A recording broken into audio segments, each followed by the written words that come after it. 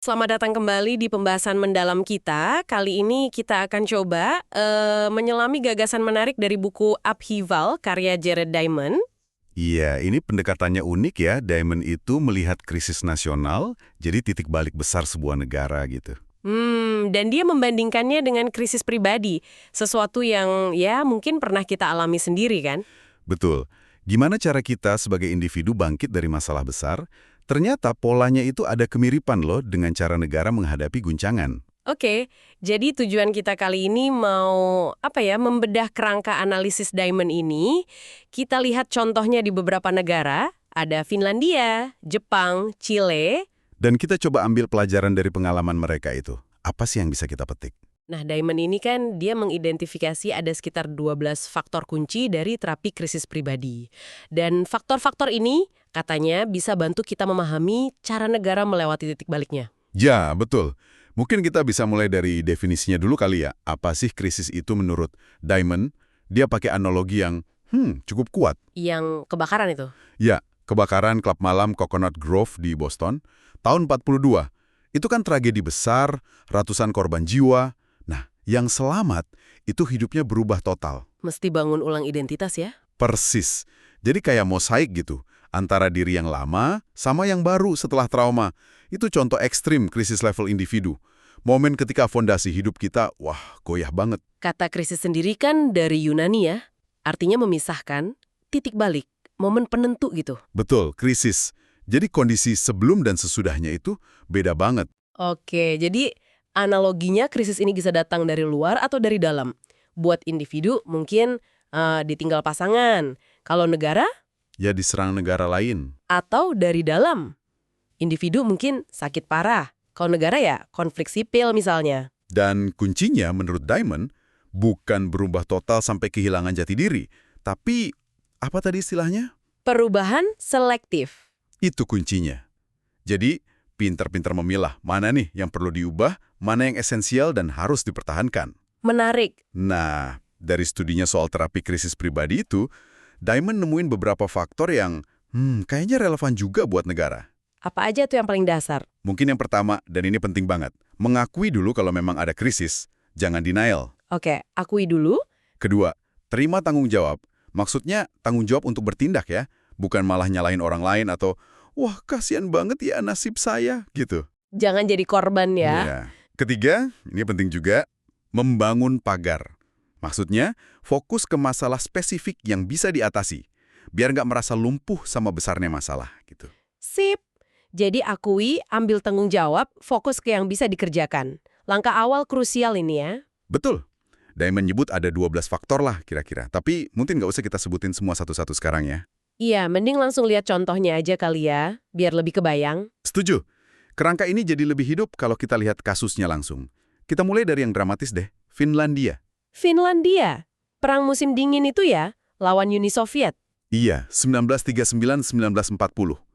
Ini krisis eksistensial buat mereka. Bayangin aja, Soviet itu sumber daya manusia dan militernya 50 kali lipat lebih besar. Gila kan perbandingannya? Wah, jauh banget. Diamond ngasih gambaran yang, bikin merinding sih. Pemakaman Hietaniemi di Helsinki. Ribuan nisan tentara Finlandia.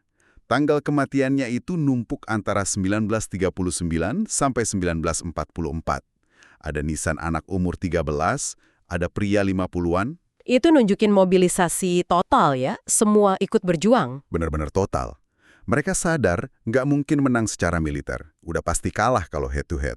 Terus tujuannya apa dong kalau gitu? Tujuannya bikin invasi Soviet itu jadi lambat banget, menyakitkan banget, dan mahal banget biayanya. Intinya beli waktu. Ngarep bantuan luar. Iya, ngarepnya gitu.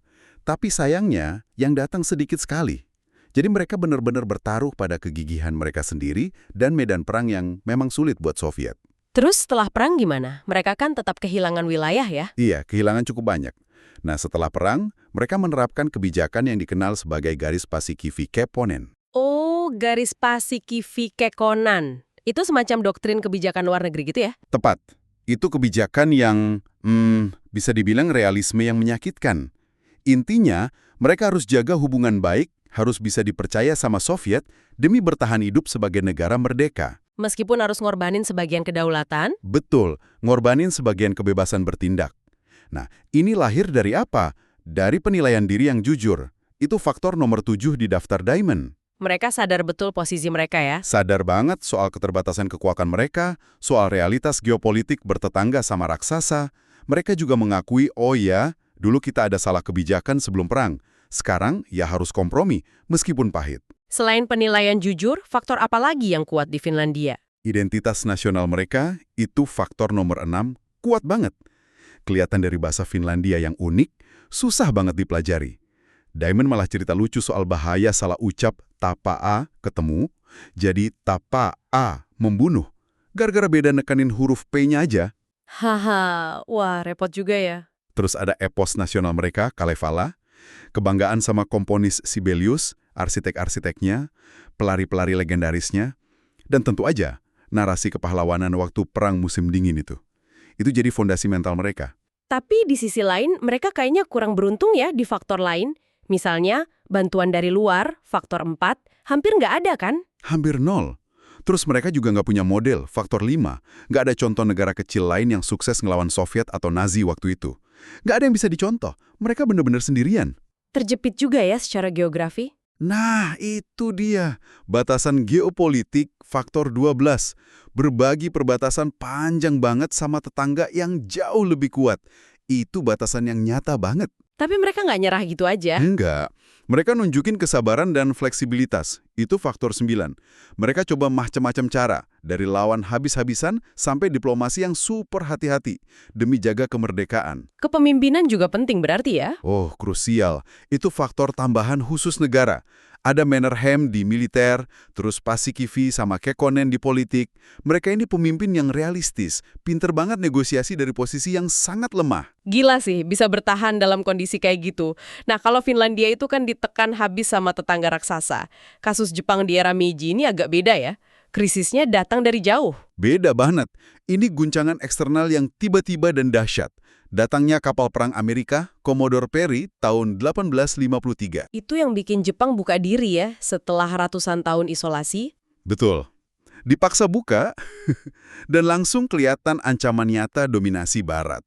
Kayak yang udah kejadian di Tiongkok kan waktu itu. Ini langsung memicu krisis identitas dan keamanan nasional yang dalam banget buat Jepang. Dan respons mereka di era Meiji itu luar biasa cepat dan radikal ya. Ini contoh bagus soal perubahan selektif tadi. Jelas banget. Mereka rombak besar-besaran. Gulingkan shogun, pemerintahan militer yang udah ratusan tahun berkuasa, hapus kelas samurai, adopsi konstitusi ala barat, kabinet parlementer, industrialisasi ngebut, sistem bank modern, pendidikan massal gaya barat. Hampir semua diubah ya. Fundamental perubahannya. Tapi, nah ini pentingnya selektif.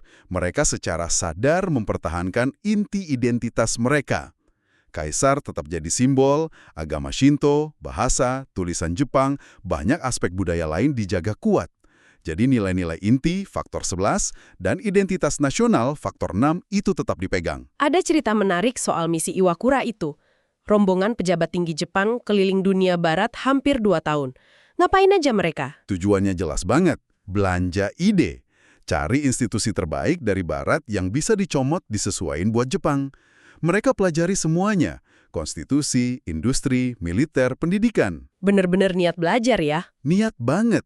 Nah, pemimpin-pemimpin Meiji ini banyak yang punya pengalaman langsung di luar negeri. Makanya mereka bisa melakukan penilaian diri yang jujur, faktor 7, soal posisi Jepang saat itu.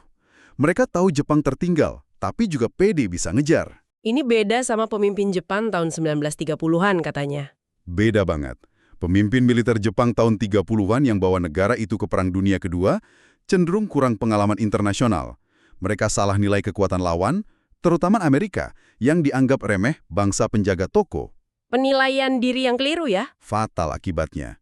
Sebaliknya, pemimpin Meiji tahu persis kekuatan dan kelemahan Jepang, dan juga kekuatan Barat.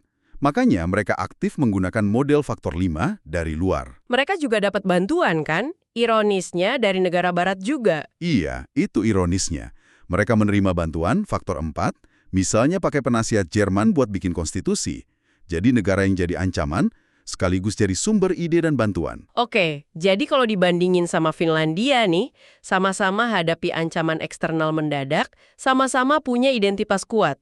Tapi bedanya, Jepang kayaknya lebih beruntung ya, bisa akses model sama bantuan dari luar. Finlandia kan enggak. Jepang juga punya ruang geografis dan demografis lebih gede buat bangun kekuatan. tepat sekali. Posisi geografis dan sumber daya internal itu ngasih Jepang opsi yang nggak dipunyai Finlandia. Ini nunjukin banget gimana konteks itu sangat mempengaruhi cara faktor-faktor krisis ini bekerja. Oke, dari ancaman luar, kita geser ke krisis yang meledak dari dalam negeri. Chile di bawah Pinochet, ini ceritanya kelam banget ya? Ya, ini kelam. Krisis Chile ini contoh klasik gimana kalau kompromi politik itu runtuh total dalam masyarakat yang udah terpolarisasi parah. Kiri lawan kanan udah nggak ketemu. Puncaknya kudeta militer itu ya? Betul. Kudeta brutal Jenderal Pinochet lawan Presiden Sosialis Salvador Allende 11 September 1973. Habis itu 17 tahun kediktatoran. Pelanggaran HAM berat, penyiksaan sistematis, ribuan orang hilang. Amerika awalnya dukung ya? Karena anti-komunis. Iya, awalnya didukung AS. Tapi kemudian AS balik badan karena pelanggaran HAM-nya udah keterlaluan dan juga merugikan secara ekonomi. Terus gimana Chile bisa keluar dari situ? Kan Pinochet kuat banget kelihatannya. Nah, ini ironisnya lagi. Rezim yang lahir dari kekerasan itu runtuhnya bukan karena revolusi bersenjata lagi, tapi lebih karena tekanan protes damai massa yang nggak berhenti-berhenti, plus tekanan internasional. Akhirnya Chile balik ke demokrasi. Kalau pakai kacamata diamond, apa yang menonjol di kasus Chile? Ini nunjukin banget dampak kepemimpinan, faktor tambahan satu. Dalam hal ini dampak negatif luar biasa dari Pinochet. Tapi di sisi lain juga nunjukin kekuatan identitas nasional Chile, faktor 6. Identitas sebagai negara demokratis. Iya, kebanggaan mereka sebagai negara yang punya tradisi demokrasi, yang merasa beda di Amerika Latin, identitas ini kayaknya ikut bantu proses pemulihan dan upaya rekonsiliasi setelah diktator jatuh. Meskipun ya nggak sempurna rekonsiliasinya, slogan membangun Chile untuk semua rakyat Chile itu jadi penting. Soal rekonsiliasi ini memang isu pelik ya? Diamond bandingin sama negara lain nggak? Ada. Menurut dia, rekonsiliasi di Chile itu lebih susah dibanding Jerman pasca Nazi. Tapi dia anggap lebih berhasil daripada misalnya di Indonesia pasca peristiwa 1965, di mana kan penyelesaian dan pengakuan masa lalu itu masih jadi isu yang sangat sensitif. Oke, mari kita geser ke Jerman. Diamond bilang ini kasus krisis yang bertahap. Maksudnya gimana tuh? Beda sama ledakan tiba-tiba kayak di Chile atau Jepang, Meiji krisis Jerman pasca Perang Dunia II itu prosesnya panjang. Dimulai dari kehancuran total tahun 1945. Tantangannya banyak banget. Bangun negara dari puing, hadapi warisan mengerikan Nazi, plus hidup terpecah antara Jerman Barat dan Timur selama Perang Dingin. Proses menghadapi masa lalu Nazi itu sendiri juga nggak langsung ya? Oh, sama sekali enggak. Awalnya, ya fokusnya bangun ulang fisik sama ekonomi dulu. Ada kecenderungan nyalahin segelintir pemimpin Nazi aja. Titik baliknya itu pelan-pelan. Apa yang jadi pemicunya? Ada beberapa. Peran jaksa kayak Fritz Bauer itu penting. Dia ngejar pelaku level menengah. Terus ada pemberontakan mahasiswa tahun 68. Generasi muda yang lahir setelah perang itu nuntut pertanggungjawaban generasi orang tua mereka. Kenapa dulu diam? Kenapa bisa terjadi? Pendidikan juga ya? Di sisi gelap sejarah mereka, kunjungan ke bekas kamp konsentrasi kayak Dachau itu jadi bagian dari pendidikan. Momen simbolisnya yang Kanselir Willy Brandt berlutut itu ya? Iya, itu puncak simbolisnya. Willy Brandt spontan berlutut di Monumen Pahlawan Ghetto Warsawa tahun 1970. Itu gestur pengakuan dosa nasional yang kuat banget. Kalau faktor Diamond, apa yang paling kelihatan di Jerman? Jerman ini contoh ekstrim soal batasan geopolitik, faktor 1-2. Posisinya di tengah Eropa, dikelilingi negara-negara kuat yang pernah jadi korban agresi mereka. Jadi pasca perang, ruang gerak Jerman itu terbatas banget. Reunifikasi aja baru bisa terjadi setelah ada perubahan besar di luar kontrol mereka, kayak Soviet melemah. Ada lagi? Yang juga menonjol banget itu penolakan peran korban faktor 2 setelah Perang Dunia Kedua. Ini beda jauh sama sikap Jerman setelah Perang Dunia Kedua yang merasa dikhianati, ditikam dari belakang gitu kan. Nah, setelah WWII ada penerimaan tanggung jawab yang jauh lebih besar atas kejahatan Nazi. Meskipun rakyat Jerman sendiri juga menderita parah. Ini nyambung ke penilaian diri yang jujur itu lagi ya? Erat banget kaitannya. Penilaian diri yang jujur, faktor 7, di Jerman pasca WWI soal masa lalunya itu wah luar biasa kuat. Jerman juga contoh bagus soal dampak kepemimpinan, faktor tambahan 1.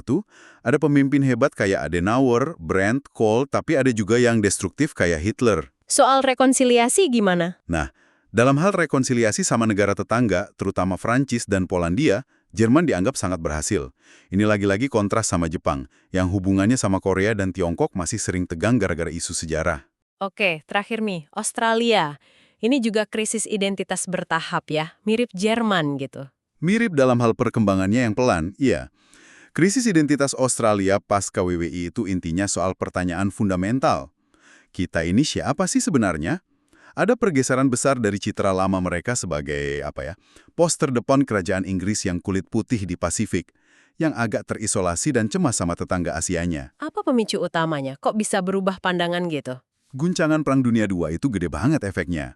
Singapura, yang dianggap benteng Inggris tak terkalahkan, jatuh ke tangan Jepang. Terus Jepang nyerang langsung Darwin di Australia Utara. Dan yang paling penting, ternyata Amerika bukan Inggris yang jadi pelindung utama Australia lewat perjanjian ANZUS. Jadi Inggris udah nggak dianggap pelindung lagi. Udah nggak sekuat dulu persepsinya.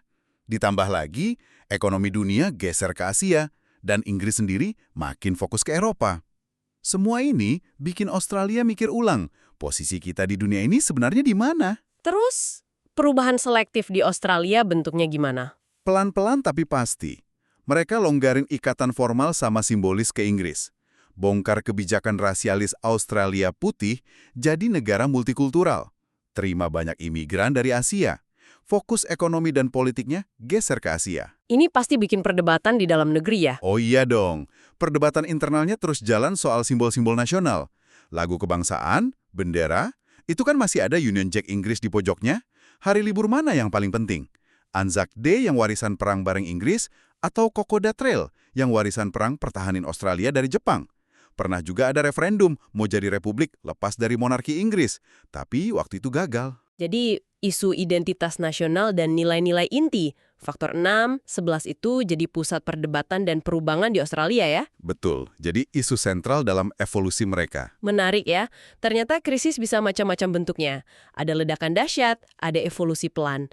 Nah, setelah lihat 5 negara ini, gimana deh mencoba menerapkan kerangka ini ke konteks yang lebih luas? Misalnya ke Amerika Serikat sekarang, atau ke tantangan global. Oke, buat Amerika Serikat, Diamond lihat negara ini punya banyak banget keuntungan dasar.